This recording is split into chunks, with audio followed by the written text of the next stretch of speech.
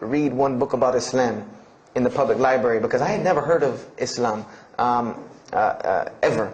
But I remember I was looking in the religious section in the library at school, and there was a book about Islam, and or it was in the library, the public library, and I remember it was some title like "Why I'm Not a Muslim" or some, you know, one of these titles that was propagandistic against Islam, but I had no idea. So I just took the book and I read it, and I remember it said that Muslims, M-O-S-L-E-M-S, and any of you knowing Arabic knows that's a very derogatory word. A Muslim is someone who oppresses someone else. That's a very quick sleight of the pen that was used in the past for a very real purpose.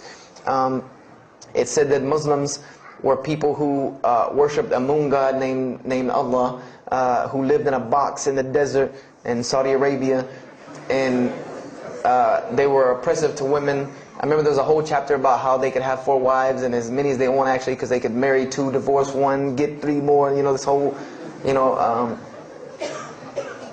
and it said that, you know, I remember the one thing that really caught my attention was the whole chapter on jihad, where it said that Muslims were allowed to kill non-Muslims at any time, at any place, without discretion, and it was an honorable act, and not only would they go to heaven before it, but they would get 70 virgins on the way.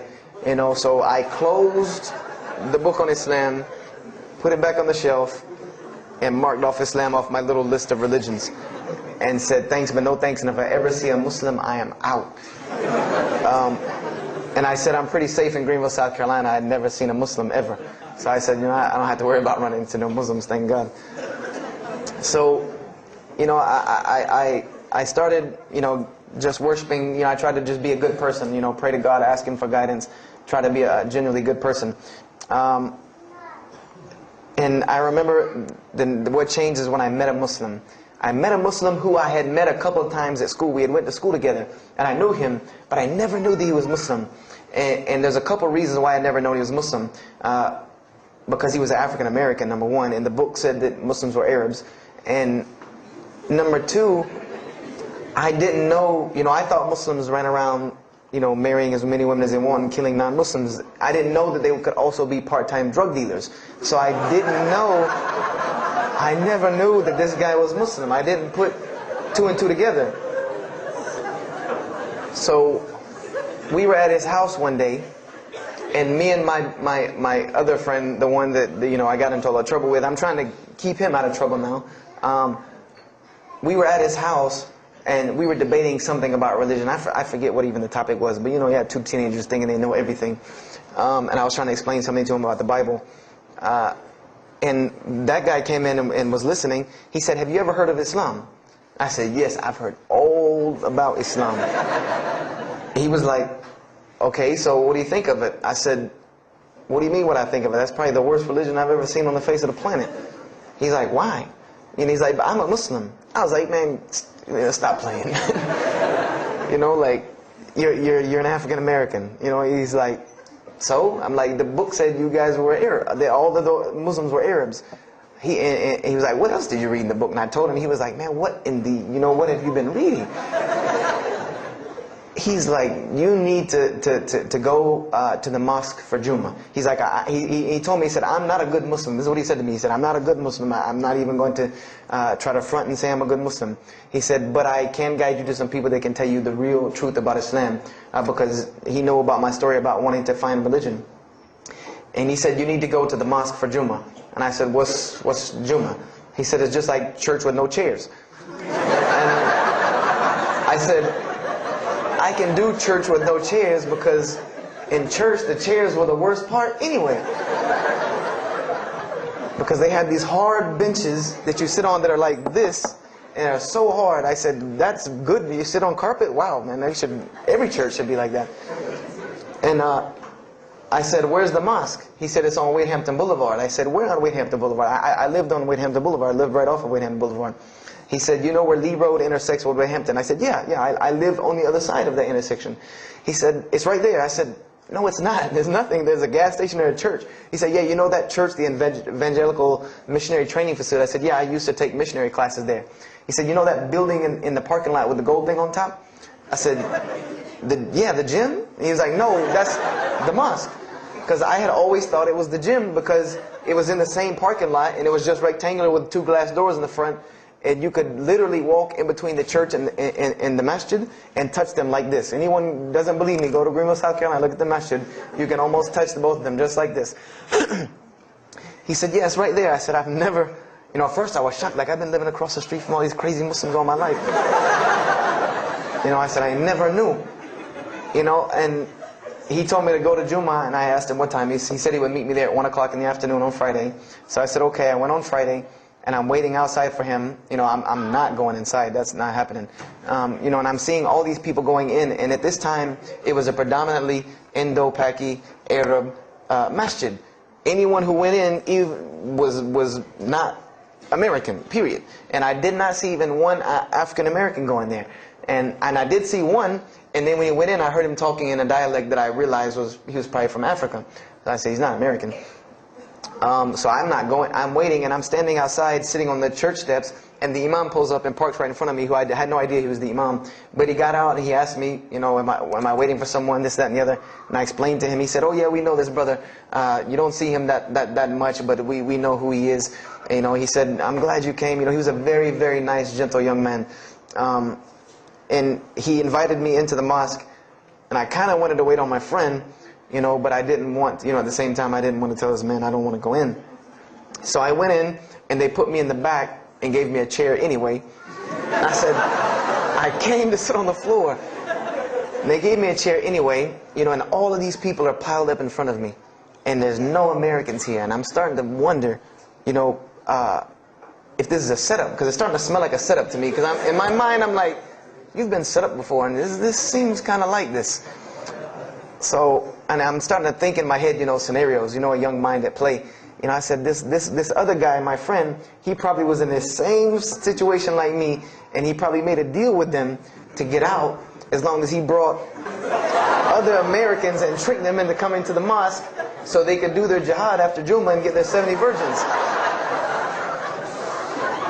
So I'm sitting here, and there's all these people in front of me, and then there's a curtain with all these people behind me making noise, and I have no idea who's back here. So I'm stuck in the middle of this. I hear that it's some women, but I don't, there's a curtain, I have no idea. So I'm like, there's something very odd about what's going on right here. I'm like, just let me make it, I'm starting to look for the exit. I'm like, calculating how many people are between me and the exit. I know some martial arts, so I said I might hit a couple of them, and I'm out. And then the imam came, and I just now realized that he was the imam because he got up on the minbar, and they started to call the adhan. And I said, okay, that man seemed nice. He seemed genuinely nice, so I felt a little more comfort. And then he got up after the adhan, and he started his khutbah. Inna alhamdulillah nahmaruhu wa I said, oh my God. I said, I bet you he's talking about me. And he's being forceful. He was getting loud and banging on the minbar, and he's pointing in my direction. I'm like, oh man, I gotta get out of here really quick. I said, well, I'm gonna take my chances with the women behind me. I'm going through the curtain. And then he started to, when he got done with his Arabic tirade, he started to explain it. That verily all praise belongs to Allah alone, or God alone, and Him do we worship, and Him do we seek help and assistance. We seek refuge with Him from the evil that lies. He explained what he said in Arabic, and it sounded to me so beautiful. It was very, very beautifully prosed, what he said, and I wanted to know where he got that. I said, where did he get that? Because it was only about God and about the nature of ourselves. All of us should know that beginning of the khutbah, and he quoted the 3 verses from the Quran. O you who believe, fear God as ye should be feared and do not die. And instead of a state of submission to Islam, he was a very wise man, because he translated everything. It was almost as if he knew I was there and translated everything for me. I remember to this day what the khutbah was about. And I don't know if he did it because I was there, or if that was his already planned khutbah, but it's almost as if it was meant for me. The khutbah was that, the title of it was that the forgiveness of Allah is open to anyone at any time, at any place, no matter what, unless they have committed shirk. And the prose of the khutbah was a very long hadith. A very long hadith that some of you will know. And just to make it short, it was the hadith where the Rasulullah ﷺ met Angel Gabriel or Angel Jibreel, and Angel Jibreel was telling them to tell him that if the Muslims commit this certain sin, to tell them that Allah would forgive them. And every time he would tell the Muslims, they would say, okay, well then what about this sin? And he would go back and meet with Angel Jibreel, and he would go back and come back and say, tell them that Allah will forgive him for that. And this discourse happened, for many different sins. And then finally Angel Jibreel alayhi salam said, tell them that Allah has said, no matter what they do, even if their sins are compiled, like the oceans are from the east to the west, as long as they have not associated a partner with Allah, tell them that Allah will forgive them. And I remember he told me that, or he said that, that the door of repentance to God is open as long as you have not seen the angel of death or the sun hasn't risen from the west. I didn't really understand the sun risen from the west thing at that time. But, and he said that, God's forgiveness has to come from God alone. And this was the whole premise of his khutbah, was on forgiveness and tawbah. And I was saying to myself, these are all of the same concepts that I had formulated through reading the religious scriptures myself. And I'm asking myself, where did he get this stuff from? Where did he get all this? And he started using names like, he used the name Ibrahim alayhi salam, he used the name Musa, and I'm like, he translated it to Abraham and Moses. I'm like, where did he, where is he getting these? These are names from the Bible, I know these people. And so after the khutbah, they started lining up for the prayer. And I got apprehensive because everybody's getting up in front of me and blocking my exit from the door. And so I guess one guy in the back saw me, and because I had to move back a little bit, he said, we're about to pray. And I said, pray to who? And he said, to God. I said, which one? And he said, the one that created the heavens and earth. The same one that's in the Bible, the only creator of the heavens and earth, the only God. I said, yes, I know him. And so the Imam started to pray, and when he recited the Quran, I know it sounded very intriguing. I had no idea what it was.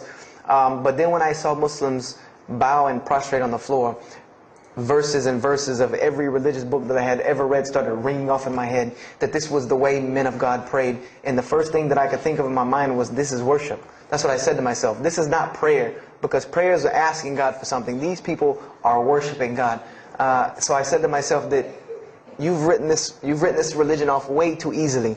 I thought I was a much more open-minded person than that, and I was ashamed of myself that I had written it off with just one little book. I had put all these studies into the other religions. I read this one thing about Islam and was done. So I went to the Imam after Jummah. He talked to me, and I would have to say that I was probably a little bit rude with him. And I've asked him to forgive me. I saw him a few years later. I said, you got to forgive me for the first time you saw me.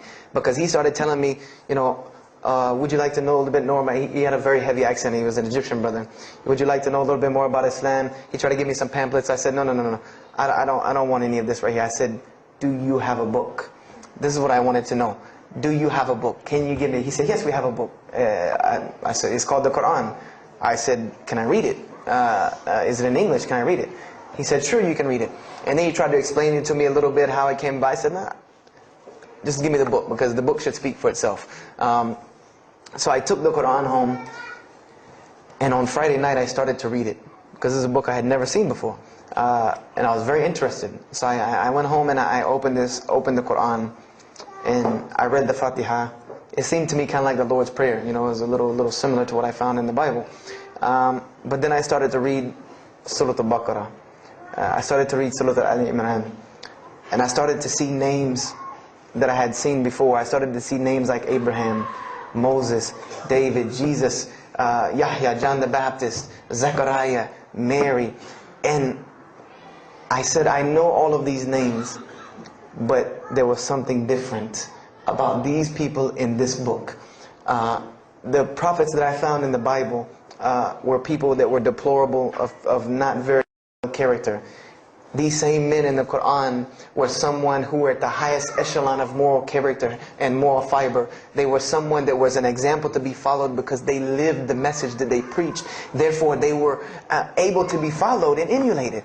So I read all of these chapters, and I read the story of Jesus, peace be upon him, because when I saw the name Jesus first, that really intrigued me. I wanted to see, what does this book have to say about Jesus? And I read the story in